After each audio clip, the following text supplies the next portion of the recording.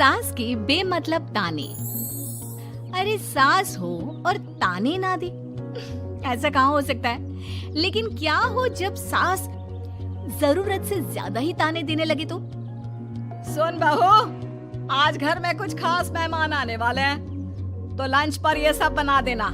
ये पकड़ लिस्ट, और कुछ भी कम ज्यादा नहीं होना चाहिए। वैसे तेरे बारे में जानती हूँ मैं, मेरे टाइम पर तो हमें बताने वाला भी कोई नहीं था। माँ जी कितने लोग आ रहे हैं ये तो लिखा नहीं है। खाना बच जाए तो दिक्कत, कम पड़ जाए तब तो दिक्कत ही दिक्कत है ना। क्यों? अरे सवाल पर सवाल ही करती रहती है, ये ठीक नहीं है। मेरे टाइम पे तो मजाल है कि हमारे मुंह से चू भी निकले। वो क्या है ना माँ जी, मैं खाना उसी हिसाब से बनाने का सोच रही हूँ। कहीं खाना कम ज्यादा बन गया तो आप तो मुझे पाताल में ही डाल देंगी ना। मेरे टाइम पे तो हम इतना बोलना क्या सोच भी नहीं सकते थे कि सास को कैसे ताने दे। अरे अरे रे माँ जी, कहाँ ताने दे रही हूँ। पर माँ जी इतना सारा खाना मैं अकेले कैसे बनाऊंगी? कोई हेल्प, कोई हेल्प। कितनी बड़ी बात बोल गई बहू। कोई हेल्प ना जी ना, वो भी सास। सास तो सिर्फ ताने देती है, ताने। हेल्प? हमारे टाइम में सास को ये शब्द बोल दो तो भूचाल आ जाता था। बाकी मैं तो अपने सास की लाडली बन गई थी, पर तुम तो बहू की बहू ही रहेगी। क्यों नहीं बना पाएगी? अरे अभी तो बनाना शुरू किया नहीं और पहले ही सोच लिया नहीं बना पाऊंगी। आजकल की तुम जैसी बहुओं के ये बहाने होते हैं कि कैसे नहीं बन पाएगा। अरे मैंने भी अपने टाइम पे बनाया था, अरे बल्कि इससे भी ज्यादा खाना बनाया था, तो तुझसे क्यों नहीं होगा? हैं? सब होगा जा। माँ जी मैं बना तो लूंगी, मैं बस इतना बोल रही हूँ कि अगर आप थोड़ी मेरी मदद कर देती तो। अरे शर्म नहीं आती तुम्हें अपनी सास से मदद मांगते हुए? हमने अपने टाइम पर कभी अपनी सास से ऐसा नहीं बोला। सच में आजकल की लड़कियां तो बहुत ही छुई मुई सी होती हैं। जरा सा काम देखा नहीं कि बस पहले मदद मांगने दौड़ने लगती है।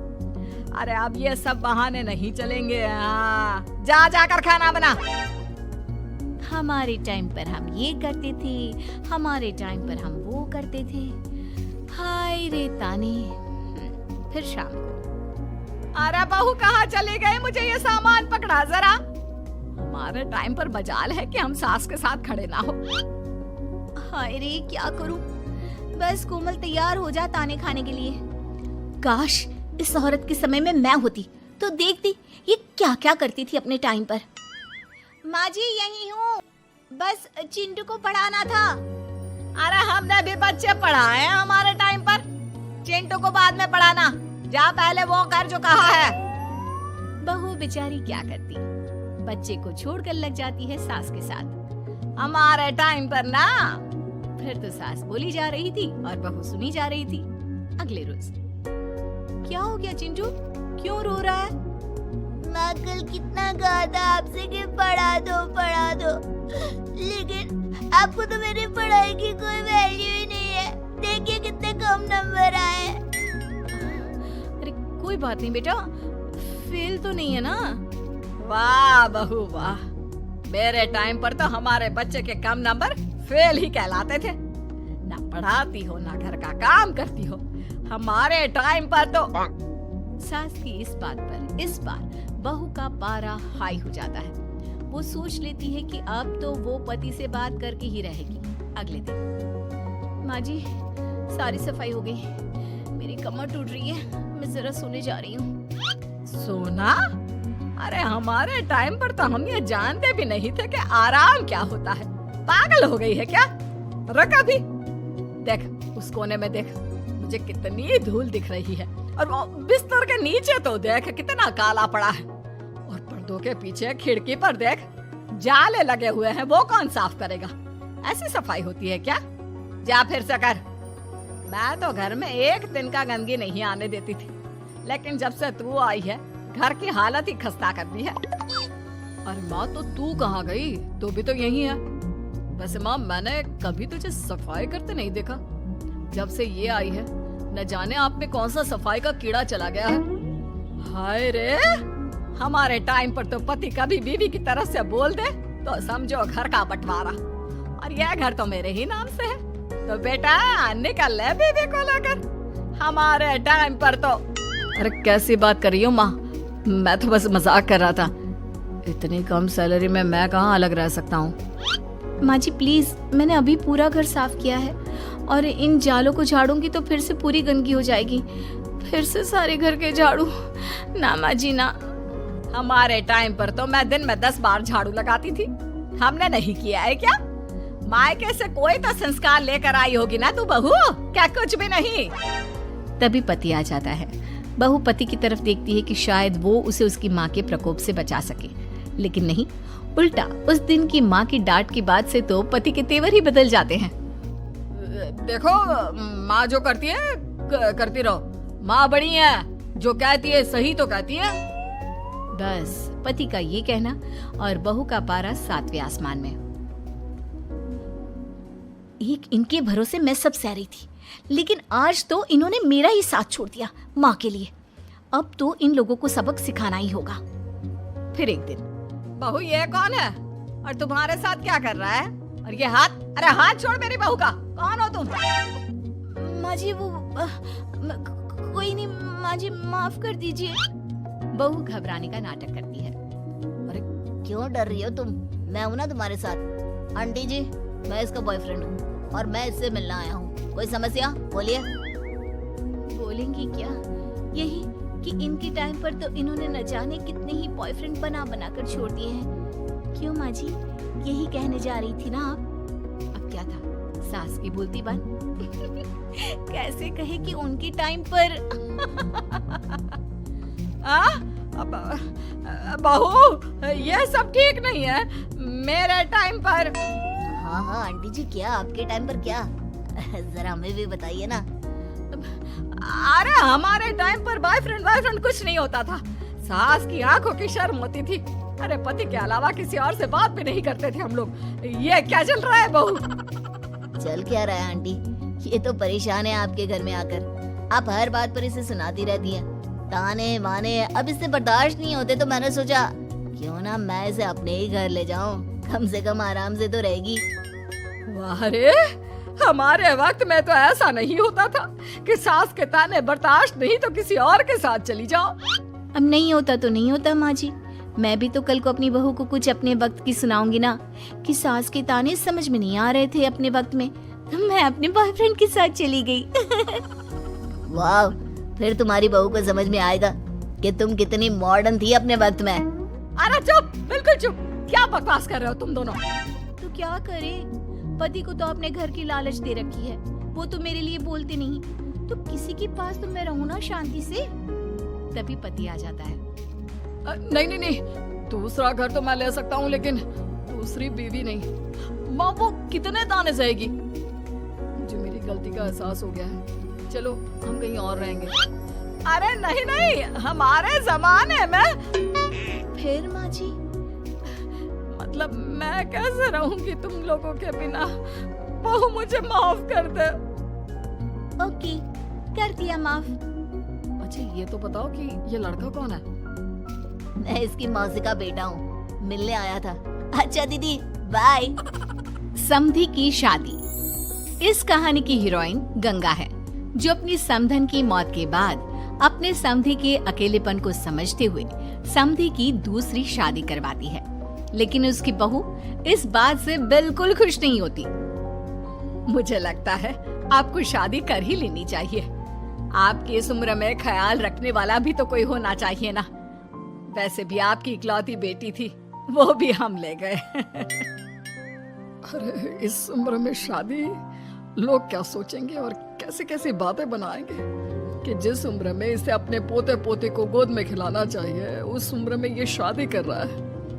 ऊपर से नव्या क्या सोचेगी मेरे बारे में कि माँ को गए हुए 1 साल भी नहीं हुआ और पापा ने दूसरी शादी कर ली। मुझे नहीं लगता इस शादी से नव्या को कोई परेशानी होगी, उल्टा उसे खुशी मिलेगी कि उसकी गैर मौजूदगी में उसके पिता का कोई ख्याल रखने वाला है। क्यों नव्या, सच कहा ना?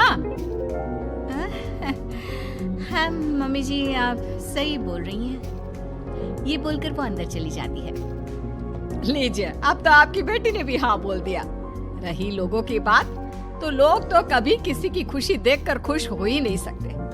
अगर आप लोग खुश रहेंगे तब भी वे बातें बनाएंगे, और अगर आप दुखी भी रहेंगे तब भी बातें बनाएंगे। इसलिए अच्छा यही होगा समधी जी कि आप उनके बारे में सोचना छोड़ ही दीजिए।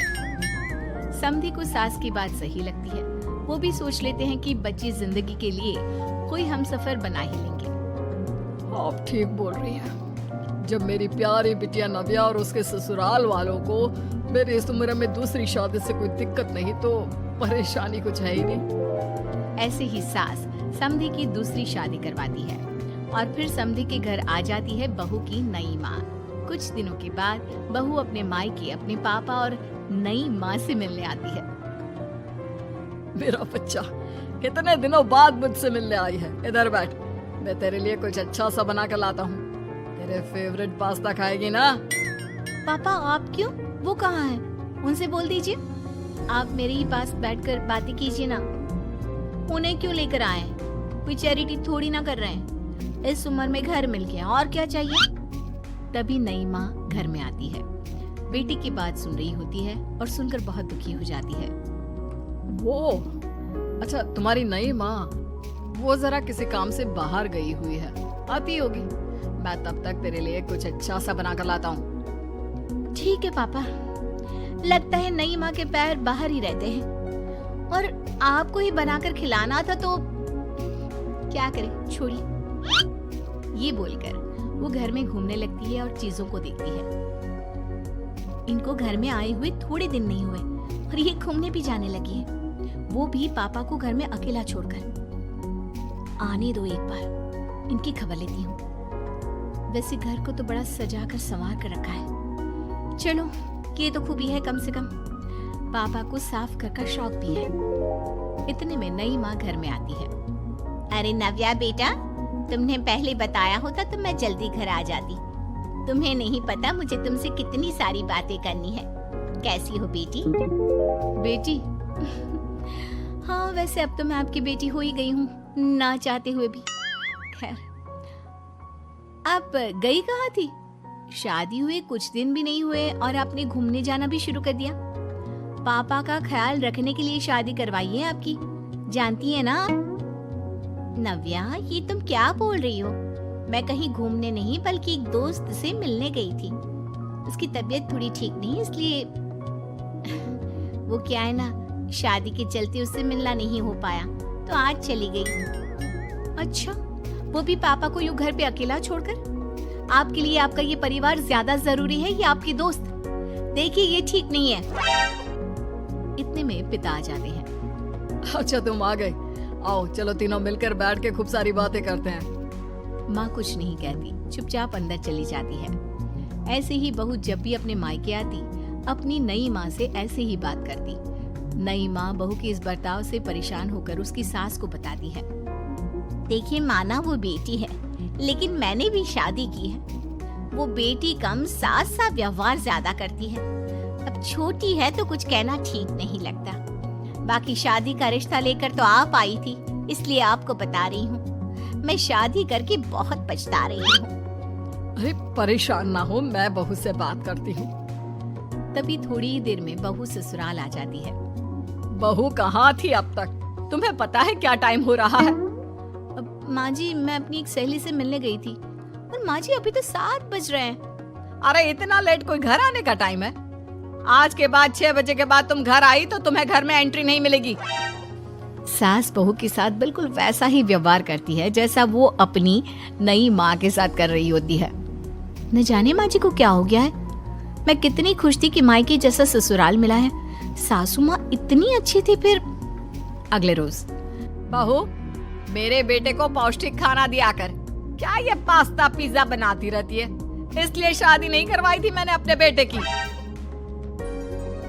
ठीक है माँ, मैं बना दिया करूंगी ऐसा खाना। लेकिन माँ जी, आपको हुआ क्या है? पहले तो कभी आपने ऐसा नहीं किया, तो ये अचानक से मुझसे कोई गलती हो गई है क्या माँ? क्यों? ऐसे नहीं बोल सकती। समझ ले, ये तेरी सास का हुक्म है। ऐसे ही सास बहू को अपने सास वाले तेवर दिखाकर कभी डांटती तो कभी ताने मारती, पर बहू बेचारी बिल्कुल समझ नहीं पाती। एक दिन बहू ये क्या बेफिजूल खर्चा करती रहती है? परसों ही तुमने अपने लिए एक साड़ी ली थी और आज फिर से। तुम्हें क्या लगता है पैसे क्या पेड़ पर होते हैं कि जब मन करा तोड़कर सामान ले लिया करा? हैं? वो माँ जी बहुत अच्छी लगी तो ले आई। अच्छी लगी तो ले आई। यहाँ मेरा बेटा अपना खून पसीना एक करके पैसा कमा रहा है और तुम उसी पैसे को बर्बाद करने में कोई कसर नहीं छोड़ती। माँ जी आप मुझे ऐसा क्यों बोल रही है? मैं आज के बाद कभी शॉपिंग पर नहीं जाऊंगी, लेकिन प्लीज आप मुझसे ऐसा बर्ताव मत कीजिए। इससे पहले कभी आपने मुझे छोटी छोटी चीजों के लिए नहीं डांटा। ये अचानक ऐसा क्यों? मुझे बिल्कुल अच्छा नहीं लग रहा। देख बहू, मैंने तेरे साथ जब टिपिकल सास जैसा बर्ताव किया तो तुझे इतना बुरा लगा। सोच तेरी नई माँ को कैसा लगता होगा जब तू उनके साथ हमेशा ऐसा बर्ताव करती है। तो माँ जी आपने इतना सब कुछ बस इसलिए किया? आप मुझसे नाराज नहीं हो, गुस्सा नहीं हो? नहीं बहू, मैं तुझसे गुस्सा क्यों होंगी? मैं तो तुझे बस इतना समझाना चाहती हूँ कि अपनी नई माँ से सास जैसा बर्ताव करना बंद कर दे। उनको बिल्कुल अच्छा नहीं लगता। वो तेरे पास आना चाहती है, तुझे समझना चाहती है, वो सच में तेरी माँ बनना चाहती है। तो उनके साथ सास जैसा बर्ताव बंद कर और एक अच्छी बेटी बन। अब बहू को सास की बात समझ में आती है और वो बहू जैसा बर्ताव करती है।